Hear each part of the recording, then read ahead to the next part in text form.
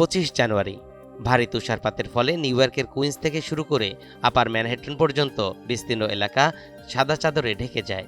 এতে যান চলাচল ব্যাহত হলেও অনেক বাসিন্দা ঘর থেকে বেরিয়ে তুষারপাত উপভোগ করছেন। কুইন্সের মাসবেত এলাকায় বরফে আটকে পড়া একটি গাড়ি ঠেলতে সাহায্য করছেন পথচারীরা। কেউ কেউ আবার ফুটপাত ও বসার ড্রাইভওয়ে পরিষ্কারে ব্যস্ত। মাসবেতের এক বাসিন্দা তার 14 বছর বয়সী কুকুর স্নোইকে বাইরে নিয়ে আসেন। যদিও কুকুরটির হৃদরোগ সহ নানা শারীরিক সমস্যা রয়েছে, ওর হার্টেও নানা সমস্যা রয়েছে, কিন্তু তারপরও তুষারপাত উপভোগ করছে। Snowy?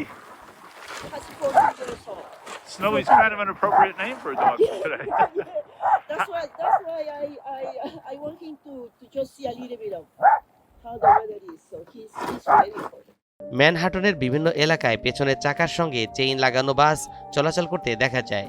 স্নোপ লাইট দিয়ে রাস্তা পরিষ্কার করা হচ্ছে, আর পিচ্ছিল ফুটপাতে হাঁটতে গিয়ে হিমশিম খাচ্ছেন পথচারীরা। The blowing in my face pricks like little pins, but it's great to see it. It will melt slowly. It will give the trees water.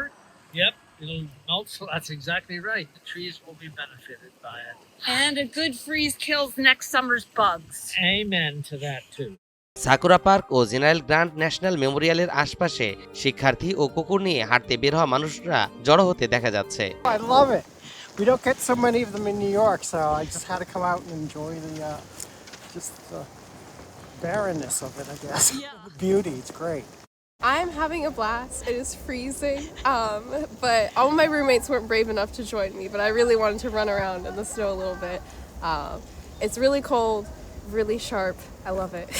যুক্তরাষ্ট্রের পূর্বাঞ্চলের 2/3 এলাকায় তুষার, শিলাবৃষ্টি, হিমায়িত বৃষ্টি এবং বিপজ্জনক শীতল তাপমাত্রা বিরাজ করে। জাতীয় আবহাওয়া সংস্থার পূর্বাভাস অনুযায়ী 25 জানুয়ারি থেকে 26 জানুয়ারি সকাল পর্যন্ত ওহাই ভ্যালি থেকে শুরু করে উত্তর পূর্বাঞ্চলে ভারী তুষারপাত হয়। নিউ ইংল্যান্ডের কোথাও কোথাও 18 ইঞ্চি পর্যন্ত বরফ জমার আশঙ্কা রয়েছে।